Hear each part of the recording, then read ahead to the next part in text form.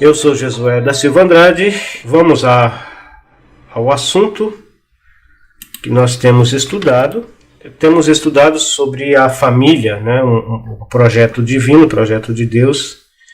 Já falamos alguma coisa nesse sentido. Estamos tratando desse assunto que é o namoro cristão. Permita-me interromper o seu vídeo para pedir encarecidamente a você para estar nos apoiando na divulgação do nosso canal Boas Novas, deixando aí o seu comentário, curtindo o nosso canal, dando o seu like e também se inscrevendo no nosso canal. E que Deus abençoe ricamente a sua vida. E vamos continuar então o vídeo. E o texto base que temos usado é Provérbios 30, capítulo 30, versículo 18 a 19, né? Aquilo que o sábio escritor diz. Havia 3 coisas que ele não entendia e 4 que estavam além da sua compreensão, né? Além do seu entendimento, que era o caminho da águia no céu, o caminho da cobra na pedra, o caminho do navio no mar, né? Talvez eu estou invertendo as ordens aqui que eu estou dizendo de cabeça para correr, e o caminho de um homem com uma donzela. E esse realmente é um assunto bem complexo, principalmente do ponto de vista humano, um assunto que tem rendido filmes, novelas, romances, muitas das vezes deturpado, distorcido, pervertido, mas temos entendido que, embora isso seja um mistério para a mente humana, e o escritor de Provérbios, né, ele destaca essa questão que é debaixo do céu, né? O livro de Jó, o livro dos Salmos, o livro de Provérbios, Eclesiastes e Cânticos dos Cânticos tem muitas expressões assim que está relacionada à vida na terra, à vida material, à vida natural, os acontecimentos naturais da vida humana. Por isso que aparece várias vezes essa expressão, né, debaixo do sol, debaixo do céu, nesses livros, devido a este fato. Existe, claro, aplicações para a vida espiritual, sem sombra de dúvida, mas eles tratam dessa perspectiva. Então, embora esse assunto realmente é um assunto complexo, que está além da compreensão humana, mas ele jamais está além da compreensão de Deus. E o jovem cristão, ele pode encontrar na palavra de Deus orientações para essa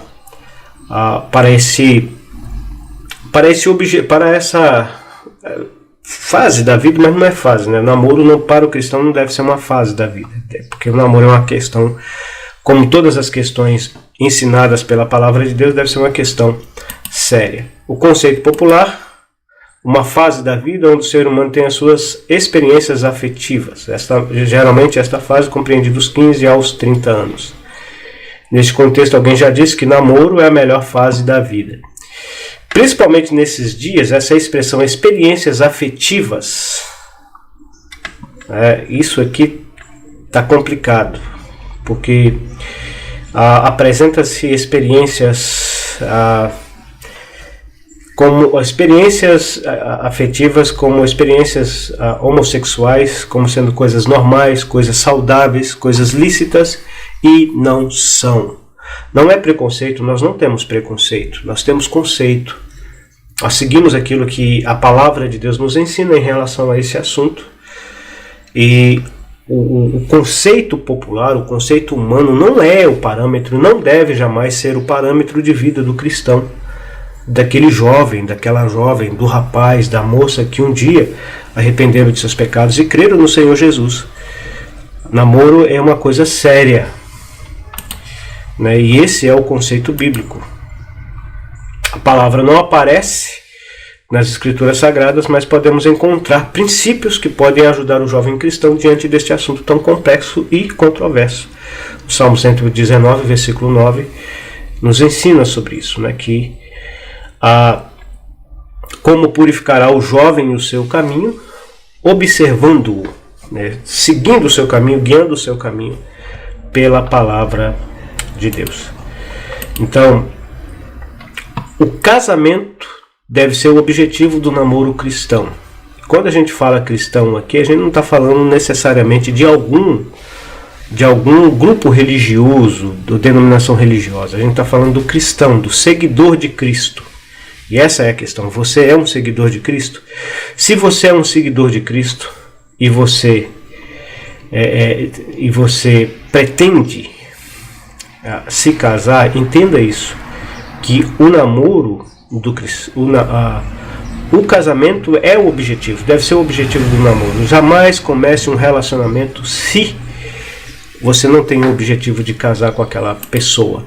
Então, namoro é coisa séria e ele deve ter o objetivo de glorificar a Deus. Nós já vimos isso, 1 Coríntios 10, 30 a 31. Qualquer coisa que nós façamos, comamos ou bebamos, ou qualquer coisa, o que inclui a questão do namoro, tem que ter o objetivo de glorificar a Deus. Em um namoro cujo objetivo é simplesmente se divertir, passar tempo, brincar com sentimentos alheios,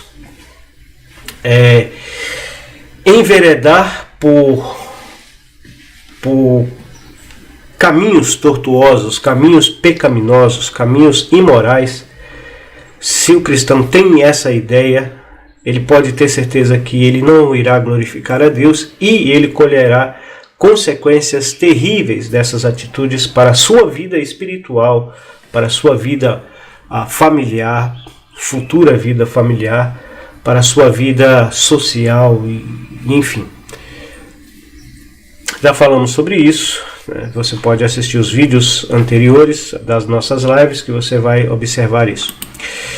Ele não é diversão, ele não é passatempo, ele não é oportunidade de novas experiências. Quando essas expressões aqui, experiências, a gente está falando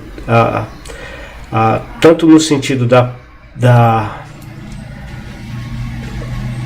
promiscuidade, as relações sexuais ilícitas, que não é a vontade de Deus para o cristão, como também aquela ideia que se tem, principalmente dos jovens, né, de ficar trocando de relacionamento, né, como alguns falam, né, como macaco pulando de galho em galho, ou trocando de namorada como se troca de roupa. É comum a gente ouvir isso aí, e às vezes essas novas experiências dão errado, porque muitas das vezes vem gravidez indesejadas. E isso sem falar de jovens que entram em profundo estado de depressão por se envolver emocionalmente com outra pessoa e essa outra pessoa não o levar a sério. Muitas das vezes isso leva ele a sofrimento relacionado ao sentimento da paixão, né? Uma paixão, como diz, uma paixão mal resolvida, e leva ele a entrar num profundo estado de depressão, de desânimo, sendo muitas das vezes levando os pais desse jovem também a sofrer, e todas as pessoas que fazem parte do seu círculo familiar e assim por diante. Então isso não convém ao cristão. Tal do ficar não convém ao jovem cristão, porque isso vai trazer problema para a sua vida pessoal, para a sua vida espiritual, para a sua vida emocional, né? E assim como também para a sua família. Então isso não convém ao jovem cristão. Ele é o período em que você deve conhecer a pessoa com quem você irá passar o restante da sua vida. Então, esse quando a gente fala período, né, a gente está falando de período de namoro, né? Não está falando de uma fase da vida, mas do período de namoro. Quando o rapaz assume um relacionamento com a moça, né, e os dois ali vão orar. E essa deve ser a base, né? Vão orar, estão estudando a palavra de Deus juntos, estão servindo ao Senhor, e no seu relacionamento ali com o Senhor e um com o outro, eles vão se conhecer no sentido, não no sentido físico, ele não está falando, porque no sentido físico o ensino das Escrituras Sagradas é só para depois do casamento, da realização da cerimônia de casamento, mas conhecer no sentido de saber o caráter um do outro, o chamado um do outro, os planos que um tem, os planos de vida, né, a profissão que aquela pessoa deseja realizar, você poderá conviver, né, porque o casamento tem o bônus, mas também tem os ônus, né? E todo o ofício tem os seus ossos, né? Todo o ofício tem o seu sacrifício. Enfim, isso é um período que você vai conhecer, vocês vão se conhecer nesse sentido, né? E para procurar saber se na convivência do casamento, do dia a dia do casamento, se haverá compatibilidade. Isso é muito importante. Os jovens, nesse sentido, né, no sentido de conhecer um ao outro,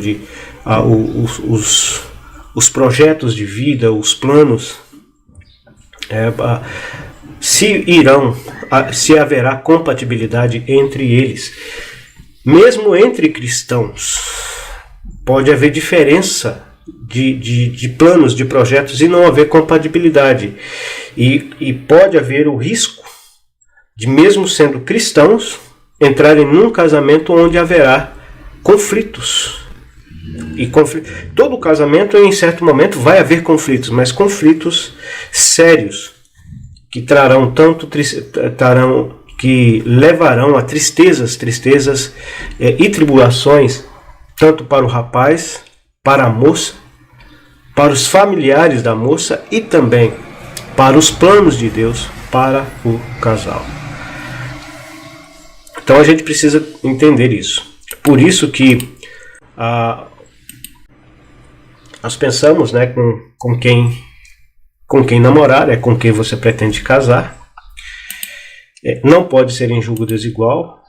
É uma regra para todo cristão, seja homem ou mulher, seja batizado ou não, seja solteiro ou viúvo, seja espiritual ou carnal, esteja na comunhão ou não. Já explicamos cada um desses aqui, nós não vamos voltar nisso. Exerça ministério público ou não, sendo jovem ou velho, sendo filho de presbítero ou não. O julgo desigual, ele é um assunto muito sério.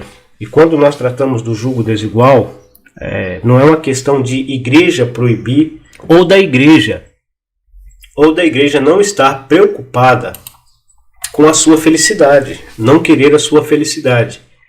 Não, pelo contrário. Uma igreja bíblica, uma igreja séria, que leva as coisas de Deus a sério, e as coisas de Deus precisam realmente ser levadas a sério. Uma igreja bíblica que tem uma liderança espiritual, uma liderança bíblica voltada a defender e a sustentar a verdade da palavra de Deus, ela irá orientar você, meu jovem, para o seu bem. Para o seu bem, ela irá orientar você nessa situação. Por quê? Porque o julgo desigual levou à destruição da humanidade antediluviana. Nós já consideramos isso, Gênesis capítulo 6, 1 a 7, os filhos de Deus ali que o texto fala não são anjos, afirmamos categoricamente isso. A ideia de anjos ali é uma ideia alheia à hermenêutica bíblica, né, que é o princípio, ou os princípios de interpretação bíblica, que é uma regra clara que leva, me parece que é a primeira regra, né? A Bíblia interpreta a própria Bíblia. Pelo contexto, fica evidente ali que os filhos de Deus ali são a descendência piedosa de Sete, e as filhas dos homens, né, são a descendência impiedosa de Caim. A descendência impiedosa de Caim. A descendência eram homens, sim, mas eram homens que invocavam o nome do Senhor, e o relacionamento deles com o Senhor era diferente do relacionamento que a descendência impiedosa de Caim teve. E esse conceito era um conceito reconhecido sim no Velho Testamento, porém o relacionamento do cristão com Deus e dessa filiação divina, ele é, com toda certeza, ele é diferente, ele é mais profundo do que o do pessoal do Velho Testamento. Isso aí sem sombra de dúvida. Mas é um conceito, sim, ensinado e reconhecido no Velho Testamento. Com essas nuances, com essas diferenças, mas há. Mas a questão é que eles, e é interessante você observar o jeito que o texto trata, né? Eles viram as filhas dos homens e elas lhes agradaram e eles tomaram para si mulheres dentre as que eles escolheram essas mulheres. Isso tudo está falando de um conceito humano, né? De ver, de apreciar, de gostar, de sentir, sabe? E de ter,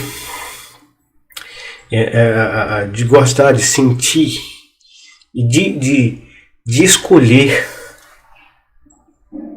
sabe? Tudo isso está relacionado a um conceito humano. É claro que os anjos foram dotados de livre arbítrio e muitos deles rejeitaram obedecer a Deus e perderam a sua posição, isso sem sombra de dúvida. Isso é ensinado na palavra de Deus e a gente não nega isso.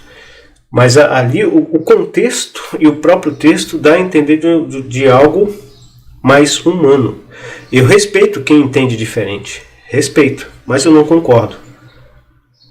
Na minha compreensão, os filhos dos homens ali era a descendência piedosa de Sete. E o jugo desigual levou à destruição da humanidade antediluviana, só sobrevivendo Noé, a sua esposa, seus filhos e as esposas de seus filhos. E um outro detalhe, o Senhor Jesus Cristo, quando ele vai mencionar os juízos que foi realizado por Deus e usando esses juízos do passado como uma figura do juízo que ainda será derramado sobre essa terra no período da tribulação, ele fala, né, assim como foi nos dias de Noé, casavam-se e davam-se em casamento.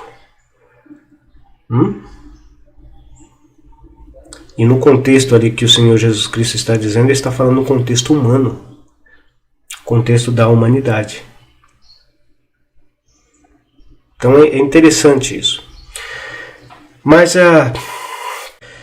hoje nós pretendemos falar sobre isso aqui. Mais uma vez enfatizando a seriedade do jugo desigual. O jugo desigual quase destruiu a nação de Israel. Peraí, como assim? Gênesis capítulo 26, versículo 34 e 35. Tendo Esaú 40 anos de idade, tomou por esposa a Judite, filha de Beeri, Eteu, e a Basemate, filha de Elon, Eteu. Et era uma das nações que o povo de Israel veio a expulsar, os filhos de Et, veio a expulsar da terra prometida, dos cananitas, né, dos cananeus que habitaram naquela terra. Mas Esaú, filho de Isaac e Rebeca, né, Esaú e Jacó, todos nós conhecemos essa história. Mas Esaú, ele tendo 40 anos de idade, ele tomou para si esposa Judite, filha de Beeri, Eteu, e a Basemate, filha de Elon, Eteu. Dois erros que ele está cometendo aqui, dois erros que Esaú está cometendo. O primeiro erro de casar-se com uma eteia, com uma cananita. O próprio Isaac e Abraão, se você ler Gênesis capítulo 24, Abraão ordena o seu servo a ir na sua parentela buscar uma filha, buscar uma esposa, né? Uma esposa entre a sua parentela, uma esposa para o seu filho Isaac.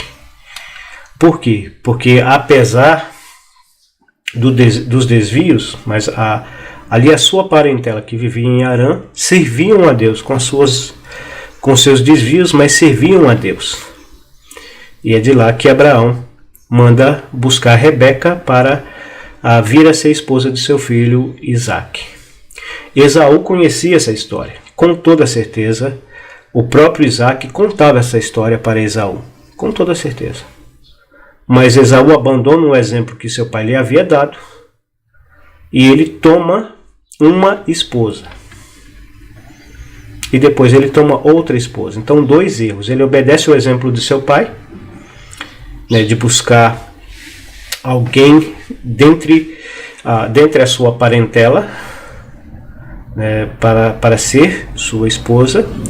Ele vai na filha dos cananeus, daquele povo estrangeiro. E depois ele casa com uma outra filha heteia, ou seja, a bigamia. A bigamia. Com toda certeza, Esaú sabia dos problemas que Abraão, seu avô, teve por causa da sua poligamia. Problemas que Isaac não teve, porque casou somente com a sua mãe. Então ele tinha um bom exemplo dentro de casa. Isaac casou com Rebeca, que era da parentela de Abraão. E Isaac foi mogânimo, ou seja, seguiu o princípio estabelecido por Deus lá em Gênesis, capítulo 3. Portanto, deixará o homem pai e mãe, se unirá a sua mulher, unir-se-á a sua mulher, e serão os dois uma só carne. Isaac seguiu esse princípio. Esaú aqui está desobedecendo, está jogando esse princípio para trás. Então, 2 erros que ele está cometendo aqui. Aí o resultado disso, ambas aquelas mulheres se tornaram amargura de espírito para Isaac e para Rebeca. O primeiro problema do jugo desigual é que o jugo desigual irá afetar a família. Irá afetar o seu pai e a sua mãe. E as Escrituras Sagradas ensinam que nós, os filhos, eu não tenho mais os meus pais já partiram para a eternidade, mas os filhos devem honrar seu pai e sua mãe. E uma das maneiras de o filho, nós já falamos isso aqui, uma das maneiras de os filhos honrarem o seu pai e sua mãe é procurarem os conselhos deles em relação a essa importante decisão da vida que é o casamento. Se eles devem ou não namorar com determinada pessoa. Com toda certeza, o seu pai e a sua mãe irão lhe dar os melhores conselhos, porque eles querem verdadeiramente o seu bem. Talvez na hora você não vai entender isso, mas futuramente, com toda certeza. E eu tive casos assim na minha família, onde meu pai e minha mãe foram aconselhar a minha irmã em relação a esse assunto, não quiseram ouvir, desobedeceram meu pai e minha mãe, e depois, passando muito tempo depois de terem vários problemas no seu casamento, chegaram a dizer claramente: se eu tivesse ouvido o papai, se eu tivesse ouvido a mamãe, se eu tivesse ouvido o pai e a mãe. Hoje eu vejo que o pai e a mãe estavam certos e eu estava errado. Mas aí já tinham se prendido ao jugo desigual, né? Aí já tinham desobedecido o pai e a mãe. E o resultado é as consequências. Sempre haverá consequências. Mas aí Esaú toma essa infeliz atitude. Aí lá no capítulo 27, versículo 46, observa isso aqui: ambas se tornaram amargura de espírito para Isaac. Disse Rebeca a Isaac: aborrecida estou da minha vida por causa das filhas de Et. Aborrecida estou da minha vida por causa das filhas de Et. O que elas faziam a gente não sabe. Mas uma pessoa não fica aborrecida com uma outra à toa.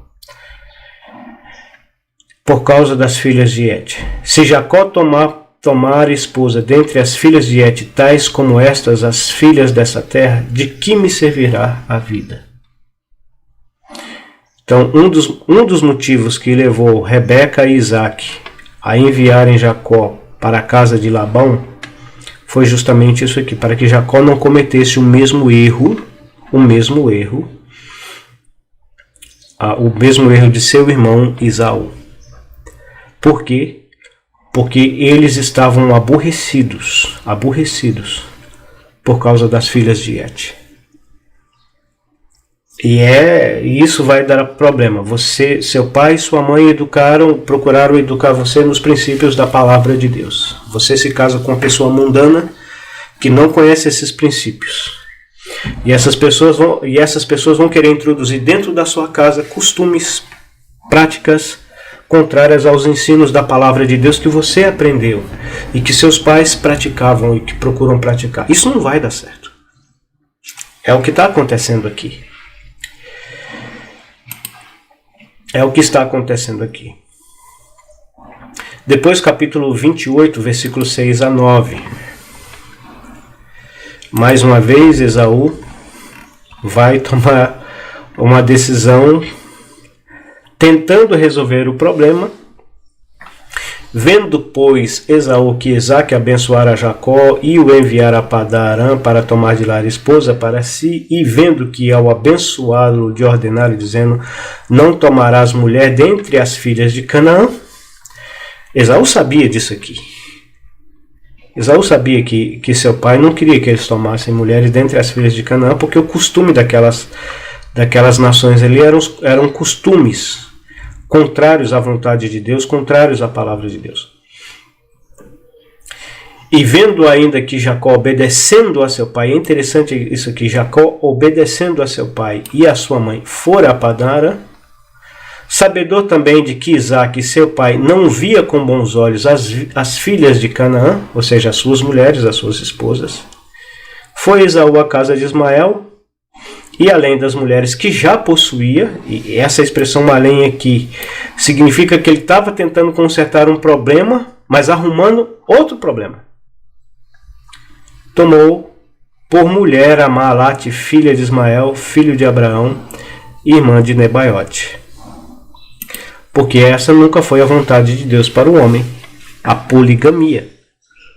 Deus permitiu, Deus tolerou, mas nunca foi a vontade de Deus, e todas as pessoas que entraram na poligamia, que são mencionadas nas Escrituras Sagradas, todas essas pessoas tiveram problemas terríveis em suas famílias. Você não vai encontrar nenhum casamento polígamo que é mencionado nas Escrituras Sagradas, e eu acho interessante isso. Às vezes, algumas pessoas, tentando ridicularizar o Evangelho, chegam a citar essas pessoas que desobedeceram o projeto original de Deus para a família. E é interessante isso, né, com zombaria, mas essas pessoas não mencionam a consequência que esses personagens que são mencionados na palavra de Deus tiveram. E todos eles tiveram problemas sérios, seríssimos. Abraão, Esaú, Jacó também teve problemas sérios. Moisés, o grande Moisés, foi polígamo, teve problemas sérios na sua família. Foi um homem muito usado por Deus, guiado por Deus, sim, mas ele teve problemas sérios. Gideão teve problemas sérios. Davi, Salomão. A palavra de Deus afirma que foi as mulheres que desvirtuou a Salomão, que levou a Salomão a desviar, né, dos caminhos do Senhor. Então, desobediência à palavra de Deus sempre vai trazer problemas para a sua vida, sempre, em todos os sentidos. E a gente observa isso aqui na vida de Esaú. Aí o caso é que no capítulo 36, de Gênesis,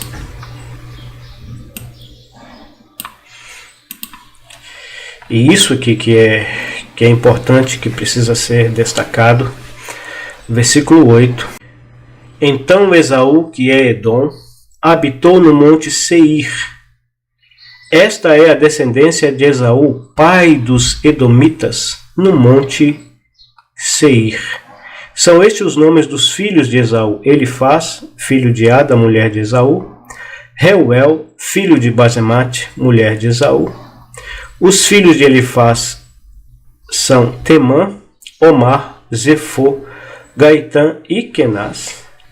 Timna era concubina de Elifaz, filho de Esaú, e teve de Elifaz a Amaleque. Presta atenção nesse nominho aqui, ó. Amaleque. São estes os filhos de Ada, mulher de Esaú. E os filhos de Reuel são estes: Naate, Zerá, Samá e Mizá. Estes foram os filhos de Basemate, mulher de Esaú. E são estes os filhos de Oolibama, filha de Aná, filho de Zibeão, mulher de Esaú. E deu a Esaú Jeús, Jolão e Corá. São estes os príncipes dos filhos de Esaú. Os filhos de Elifaz, o primogênito de Esaú, o príncipe Temã, o príncipe Omar, o príncipe Zefô, o príncipe Kenaz, o príncipe Corá, o príncipe Gaetã, o príncipe Amaleque, de novo mencionado aqui, Amaleque. São estes os príncipes que nasceram a Elifaz na terra de Edom. São os filhos de Ada. Isso aí você pergunta, mas o que isso tem a ver com o jugo desigual? Desse casamento de Esaú em desobediência ao projeto original de Deus, onde ele casou-se com 3 mulheres, ele era para casar somente com uma, e em jugo desigual com 2, pelo menos. A terceira, ele tentou consertar os 2 erros, tentando obedecer. Isso não dá certo. É aquela máxima, fiz coisas erradas, vou tentar fazer uma coisa certa para corrigir as erradas. Não vai dar certo. As consequências do erro sempre virão. E nesse caso aí foi da descendência de Esaú que nasceu Amaleque. Ele é mencionado em Deuteronômio 25, 17 a 19. Lembra-te do que te fez Amaleque no caminho quando saías do Egito. Deus está falando com a nação de Israel. Lembra-te do que fez Amaleque no caminho quando saías do Egito. Como te veio ao encontro no caminho e te atacou na retaguarda todos os desfalecidos, aqueles que estavam cansados, que iam após ti. E quando estavas abatido, afadigado, e não temeu a Deus.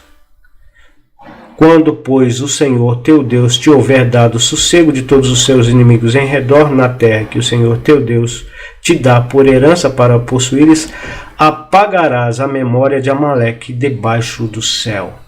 Não te esqueças.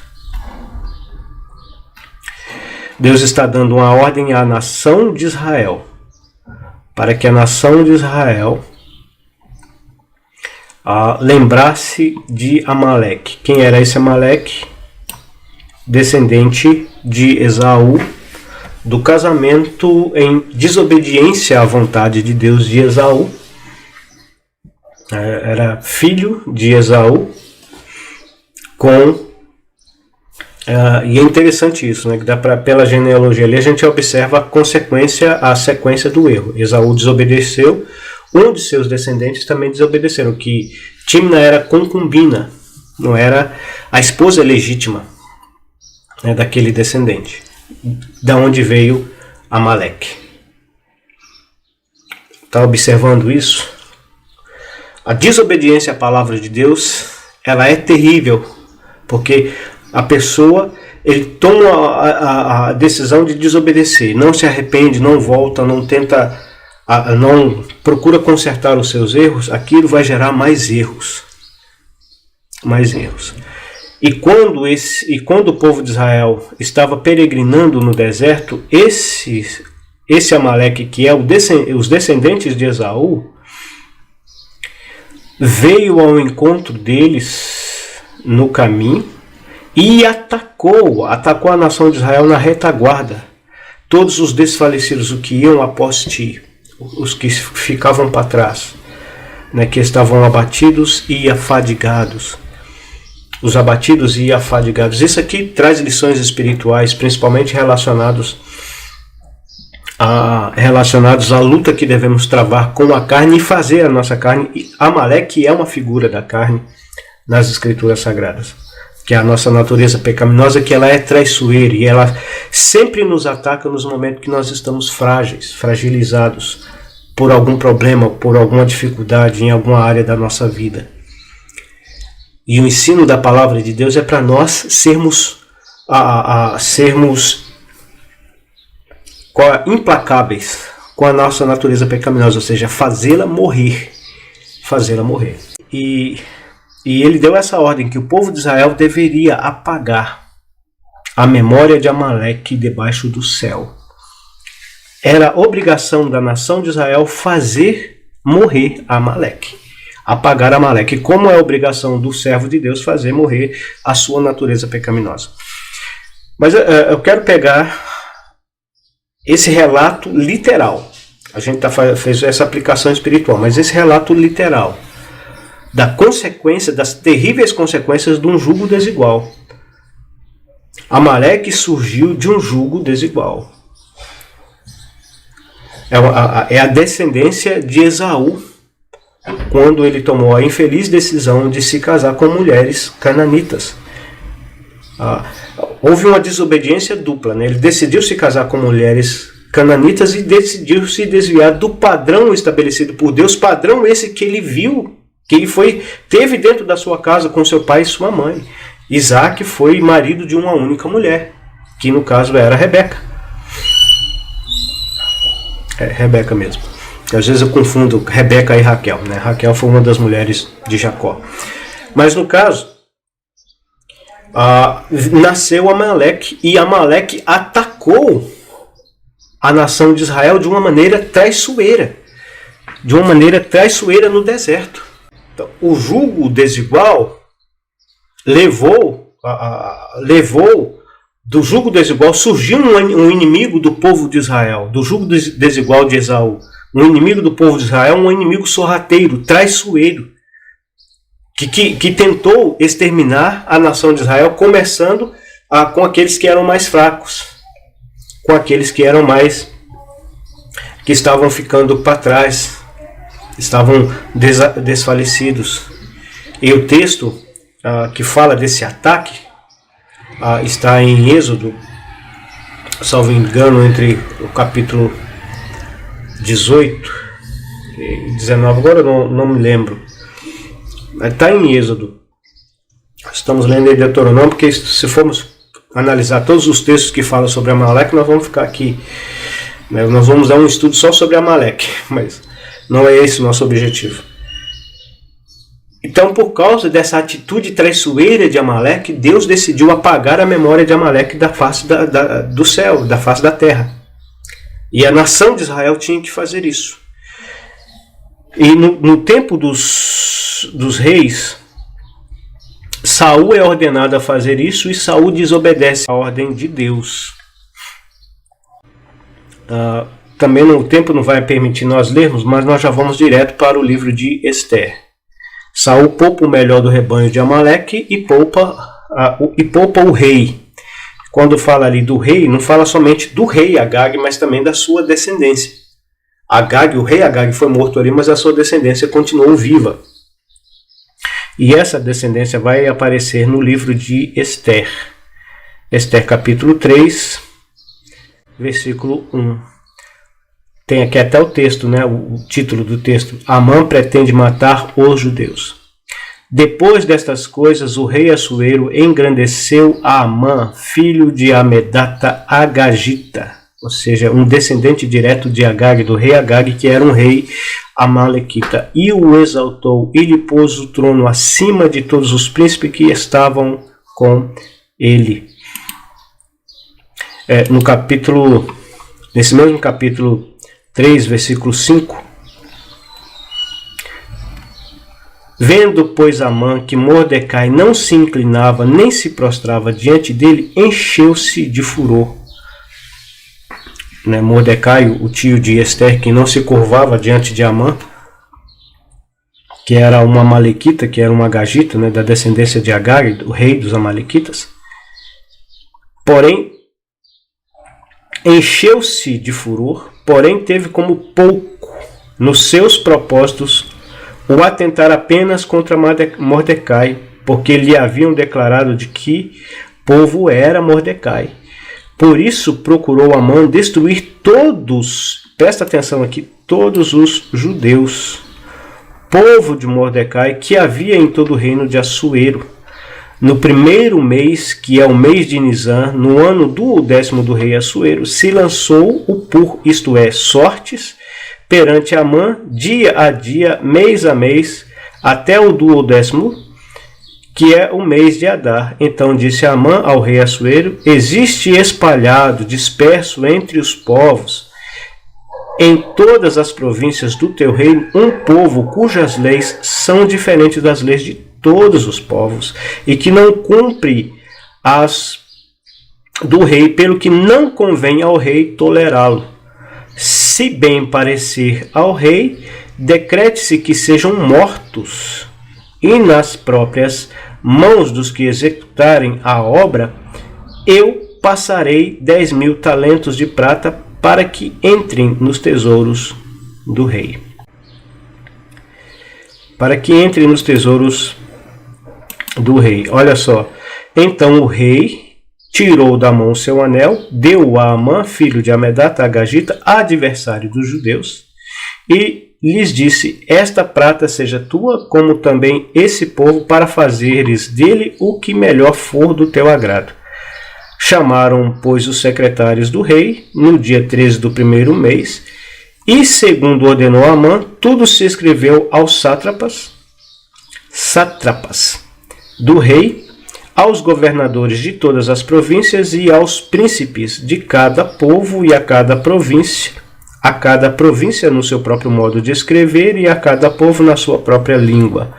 Em nome do rei Assuero se escreveu, e com o anel do rei se selou. Enviaram-se as cartas por intermédio dos correios e todas as províncias do rei, para que destruíssem, matassem e aniquilassem de vez a todos os judeus, moços e velhos, crianças e mulheres, em um só dia, no dia 13 do 10º mês, que é o mês de Adar, e que lhes saqueassem os bens. Tais cartas encerravam o traslado do decreto para que proclamasse a lei em cada província. Esse traslado foi enviado a todos os povos para que se preparassem para aquele dia. Os correios, pois, impelidos pela ordem do rei, partiram incontinenti. E a lei se proclamou na cidade de Suzã, e o rei e Amã se assentaram a beber, mas a cidade de Suzã estava perplexa. Ou seja, o povo de Israel iria ser destruído. O povo de Israel iria ser totalmente destruído. Agora, qual foi a centelha, né, que levou àquela situação anos depois, milhares de anos depois? Entre a história de Esaú e a história de Amã, né, de Esaú, que casou com duas mulheres cananitas e depois veio casar com a ismaelita, e dessa desobediência de Esaú, principalmente uma desobediência ao princípio ensinado por seu pai. O seu pai era um exemplo daquilo, né, de um casamento feito dentro da vontade de Deus. E a história de Isaac e Rebeca, né, de como eles vieram a se unir, é uma linda história que representa Cristo e a igreja, mas que também há lições preciosas em relação, e nós vamos tratar dessas lições. Esaú teve esse modelo para seguir, mas ele jogou esse modelo para trás, falou assim: não, eu vou fazer a minha vontade, o meu desejo, o desejo do meu coração. Mas essa atitude de Esaú quase levou à destruição do povo de Israel. Não levou porque Deus interviu na história. Deus entrou na história através de Esther. Todos conhecemos, todos aqueles que estudam a palavra de Deus, conhecemos a história de Esther. E ali a gente percebe que foi um ato, um milagre aconteceu. A história de Esther relata um milagre que Deus fez, que Deus realizou para salvar o seu povo da aniquilação, do extermínio. Mas essa aniquilação, esse perigo veio de onde? Veio de um jugo desigual. E permita-me dizer isso, muitas igrejas têm sido destruídas por causa do jugo desigual. Famílias têm sido destruídas por causa do jugo desigual. Pessoas estão sofrendo terrivelmente por causa do jugo desigual. O jugo desigual não trouxe problema só para a vida de Esaú, trouxe problema para os seus pais. Rebeca mesmo fala isso, que estava aborrecida, amargurada. E se seu outro filho cometesse o mesmo erro, do que serviria a vida? Ou seja, é uma pessoa que estava sofrendo terrivelmente por causa da desobediência de um filho. Das desobediências de um filho. Então, meu jovem, você ama o seu pai? Você ama a sua mãe? Você realmente quer o bem do seu pai? Quer o bem da sua mãe? Se o seu pai e sua mãe são servos de Deus e preocupam-se com a vontade de Deus e te aconselha dentro da palavra de Deus a não se prender a um jugo desigual, ouça-os. Porque com toda certeza você será muito feliz. A palavra de Deus, ela orienta isso, né? Honrar pai e mãe para que te vá bem. Esaú não foi bem por quê? Porque desonrou seu pai e sua mãe, não seguindo o exemplo de seu pai e de sua mãe. Para que te vá bem e prolongue os teus dias na terra que teu Deus te dá. Essa era uma mensagem dada ao povo de Israel, mas que também é nos ensinada nas cartas apostólicas, né? Que os filhos devem honrar o pai e mãe. E honrar ali envolve em tudo, inclusive no momento em que você irá escolher a pessoa com quem você passará o resto da sua vida, com quem você constituirá uma nova família. E se você deseja ter uma família realmente abençoada por Deus, dentro da vontade de Deus, não se prenda a um jugo desigual. Porque o jugo desigual pode levar à destruição de uma nação. Levou à destruição da humanidade antediluviana. Quase levou à destruição da nação de Israel. Tem levado à destruição de muitas igrejas. Tem levado à destruição de muitas famílias. Há ainda um terceiro ponto em relação às consequências do jugo desigual que eu quero destacar, que o jugo desigual destruiu, não quase destruiu, mas destruiu a vida de um homem consagrado a Deus. O jugo desigual levou à destruição da humanidade antediluviana. O jugo desigual quase destruiu o povo de Deus, a nação de Israel, o povo de Deus do passado, a nação de Israel. O jugo desigual destruiu a vida de um homem consagrado a Deus. A história de Sansão, mas nós vamos deixar esse ponto para considerarmos no próximo vídeo. Que Deus abençoe ricamente a sua vida. Muito obrigado pela sua companhia, pela sua audiência. E que Deus continue abençoando ricamente a sua vida. Tchau, tchau.